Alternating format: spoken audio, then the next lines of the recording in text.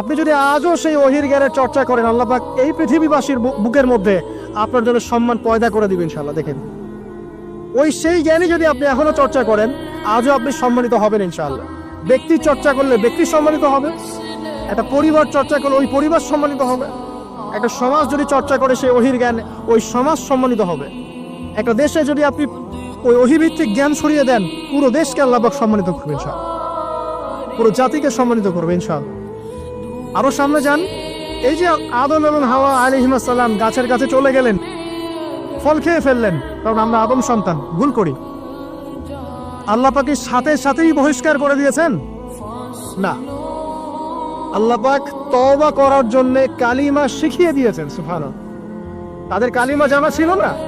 আল্লাহ পাক বলছেন ফাতালাক্কা আদাম মির রাব্বিহি কালিমাত, আল্লাহ পাকের কাছ থেকে আদম আলাইহিস সালাম কিছু বাক্য শিখে নিলেন, যেই বাক্য দিয়ে ফাতাবা আলাই, সে আল্লাহর কাছে তওবা করলো।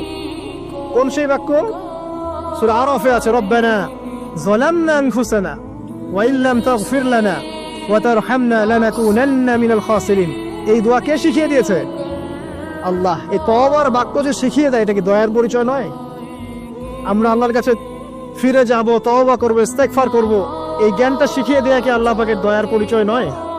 তাহলে আমরা কিভাবে ক্ষমা চাইতাম? কিভাবে ক্ষমা চাইলে আল্লাহ পাক সমস্ত গুনাহ মাফ করবেন, এই পদ্ধতিগুলো বলে দেয়া কি আল্লাহ পাকের দয়ার পরিচয় নয়? তারপর সামনে যান, পৃথিবীতে নামিয়ে দিয়ে আল্লাহ পাক ক্ষান্ত হয়ে যাননি। আল্লাহ রাব্বুল আলামিন আসমান থেকে হেদায়েতের গ্রন্থ পাঠিয়েছেন, বলেছেন এই গ্রন্থের মধ্যে যা আছে মেনে চললে তোমরা আবার জান্নাতে ফিরে আসবে ইনশাআল্লাহ। আল্লাহ পাক আদম এবং হাওয়া আলাইহিস সালাম এবং আদম সন্তান সবাইকেই সৃষ্টি করেছেন, উদ্দেশ্য হচ্ছে আল্লাহ পাক আমাদেরকে জান্নাত দিতে চান। আল্লাহ পাক চান যে আমরা যেন জান্নাতে যাই। যদি আমরা জান্নাতে যেতে না পারি পরকালে, একটা কারণে যেতে পারবো না, অনলি একটা কারণ, সেটা হলো আমাদের নিজের দোষে।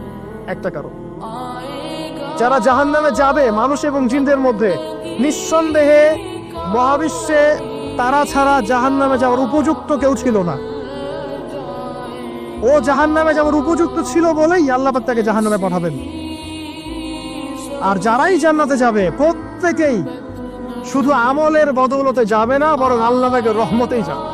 আল্লাহ পাকের রহমত যাদের উপরে বর্ষিত হবে তারাই জান্নাতে যাবে ইনশাআল্লাহ। কে আমল দিয়ে যেতে পারবে না।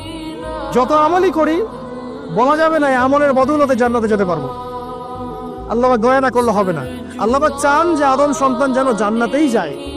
এই কারণেই সৃষ্টি করা, এই কারণেই আপনার ওহীভিত্তিক গ্রন্থগুলো পাঠানো, এই কারণে নবী রাসূল পাঠানো, আলেম ওলামা সৃষ্টি করা, মানুষকে সতর্ক করা, হায়াত দেয়া, বারংবার জীবনে চলতে ফিরতে আপনাকে এলান করা হয় আল্লাহর পথে ফিরে আসেন, আল্লাহর পথে ফিরে আসেন। এলান করা হয় না? বিপদ দিয়ে আপনাকে এলান করা হয় আল্লাহর পক্ষ থেকে। আপনি চলতে পথে হোঁচট খান, আল্লাহ আপনাকে অ্যালার্ম দেন, ফিরে আসো। চলছেন বিপথে, আল্লাহ পাক অ্যালার্ম দেন, ফিরে আসো। আল্লাহ পাকের পক্ষ থেকে কিন্তু এগুলো আসে। অদ্ভুত একটা হাদিস বললাম, অদ্ভুত বলতে বলছি অ্যামেজিং হাদিস, যে একজন সাহাবী বলছেন, সালমান রাদিয়াল্লাহু আনহু, তিনি বলছেন যে যখন মুমিনের উপর বিপদ আপদ বালা মুসিবত আসে, তখন মুমিনের এই বিপদ আপদ বালা মুসিবত রোগ শোকের বদৌলতে আল্লাহ পাক তার গুনাহগুলোকে মাফ করে দেন এবং তার মর্যাদাকে বাড়িয়ে দেন, এবং সে আল্লাহর দিকে ফিরে আসার অনুশোচনা করার সুযোগ পায়। আর যখন কাফের মুশরিক বা ফাসিক মানুষকে এইসব রোগ ব্যাধি, বিপদ আপদ বালা মুসিবত ঘিরে ধরে, তার দৃষ্টান্ত সেই উটের ন্যায়, যে উটটাকে তার মালিক বেঁধে রেখেছে, এরপর ছেড়ে দিয়েছে। সে উটটা বুঝতে পারলো না কেন তার মালিক তাকে বেঁধে রাখলো আর কেনই বা তাকে ছেড়ে দিল। কথাটা কি বুঝতে পারছেন? যারা আল্লাহ দ্রোহী, তাদের উপর যখন বিপদ আপদ বালা মুসিবত আসতে থাকে, তারা বুঝে না যে কি জন্য আসলো আর কেন চলে গেল। কিন্তু মুমিন ব্যক্তি যারা মুসলিম, আল্লাহর অনুগত, তাদের বিষয়টা হচ্ছে এমন, বিপদ আপদ বালা মুসিবত রোগ ব্যাধি তাদেরকে আল্লাহর দিকে ফিরিয়ে নিয়ে আসবেন। দেখুন,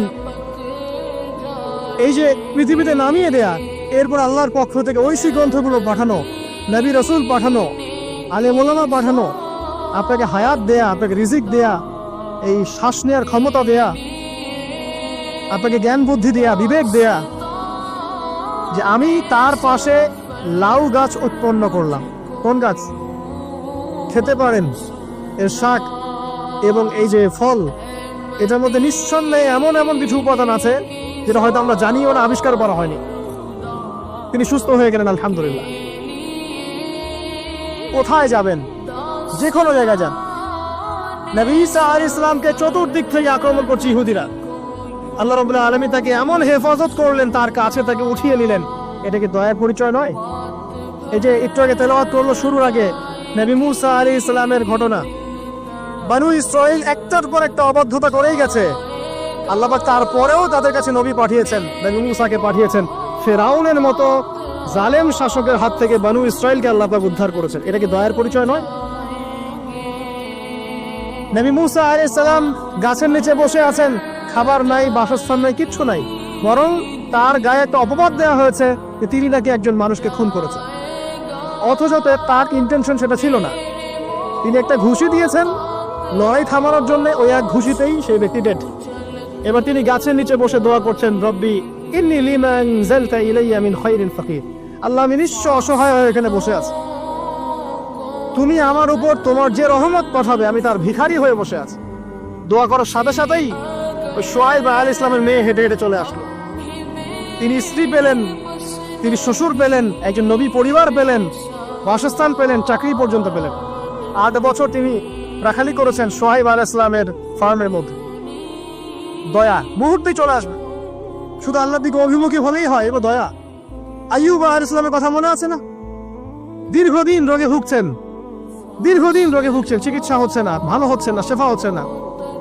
এখানে যারা আধ্যাত্মিকত্ব নিয়ে পড়াশোনা করেন, লেখালেখি করেন, তারা বলেছেন তাদের কিছু কিতাবের মধ্যে, রোগটা যখন এমন একটা পর্যায়ে চলে আসলো যে তিনি জিহ্বাটা নড়াতে পারছেন না, কারণ তিনি আল্লাহ পাকের জিকির করতে প্রচন্ড ভালোবাসতেন।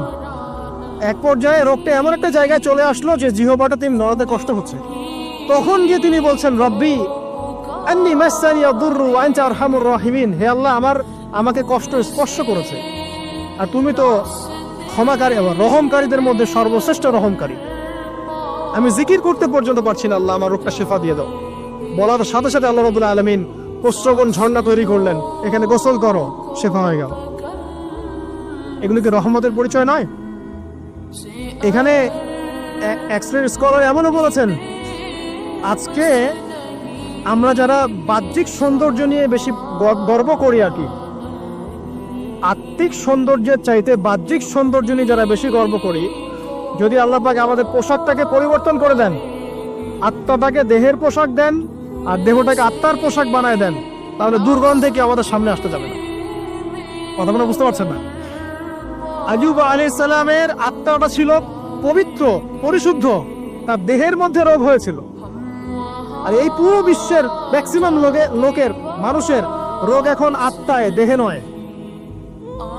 আবার বলছি, হয়তো বুঝতে পারছেন না। আইয়ুব আলাইহিস সালামের রোগটা হয়েছিল দেহে, বাইরে। তার আত্মা ছিল পবিত্র, পরিশুদ্ধ আত্মা। দেহের রোগের একটা পর্যায়ে যখন জিহ্বাটায় ইফেক্ট হলো, তখন জিকির করতে তার কষ্ট হচ্ছে, তখন তিনি দোয়া করছেন, আল্লাহ আমার এই রোগটাকে শেফা দিয়ে দাও। আর এখনকার পুরো জেনারেশন, এই সভ্যতার রোগ হচ্ছে ভিতরে, আত্মায়। দেহের রোগের চাইতে তার আত্মার রোগটা বেশি। এখন এই আত্মাটাকে যদি দেহ বানিয়ে দেওয়া হয় আর দেহটাকে আত্মার পোশাক পরিয়ে দেওয়া হয়, দুর্গন্ধে কেউ সামনে আসতে চাবে না এখন। তাই আইয়ুব আলাইহিস সালামের সেই দোয়া এখন আমাদের বেশি করা উচিত। রব্বি আন্নী মাসসানি আদ-দুররু ওয়া আনতা আরহামুর রাহিমিন। আল্লাহ, আমাদের আত্মায় রোগ এসেছে, এটাকে তুমি শেফা দাও। দেহের রোগ লেস ইম্পর্টেন্ট, আত্মার রোগটা বেশি ইম্পর্টেন্ট। এরকম নিদর্শন কোরআনের পাতায় পাতায় ছড়িয়ে আছে। আসহাবুল কাহফ, পুরো সমাজ ওদেরকে মেনে নিচ্ছে না, গুহায় চলে গেলেন, ঘুম পাড়িয়ে দিলেন আল্লাহ পাক। 309 বছর। কত বছর? 309 বছর একটা দোয়ার বদৌলতে। তারা বলেছিল, রব্বানা আতিনা মিন লাদুনকা রাহমা ওয়া হাইয়্যি লানা মিন আমরিনা রাশাদা। আল্লাহ পাক শুধু ঘুম পাড়িয়ে রাখলেন না, তাদের মধ্য দিয়ে আল্লাহ পাক পুরো একটা সভ্যতাকে হেদায়েত করে দিলেন। আলহামদুলিল্লাহ। যে সভ্যতা বিশ্বাস করতো না যে পরকাল বলে কিছু আছে, দাকিয়ানুস বাদশার সেই জুলুম থেকে আল্লাহ পাক এই 10 জন বা 9 জন যুবককে বাঁচালেন, ওদেরকে কিয়ামত পর্যন্ত কোরআনের পাতায় স্থান দিলেন, নিদর্শন বানালেন, এবং তাদের মধ্য দিয়ে একটা পুরো সভ্যতাকে হেদায়েত দিলেন। সুবহানাল্লাহ। যেখানে যাবেন এই নিদর্শন। আর কার কথা বলবো? যুলকারনাইন, মনে আছে? কোন সূরা আছে যুলকারনাইনের কথা? সূরা কাহফ। আল্লাহ পাক তাকে এমন রহমত করেছিলেন যে মাশরিক মাগরেব মানে পূর্ব পশ্চিম পর্যন্ত তাকে রাজত্ব দিয়ে দিয়েছে। আজকে তো আমরা এই সামান্য একটু ক্ষমতা পেলেই আমাদের কেউ চেনে না।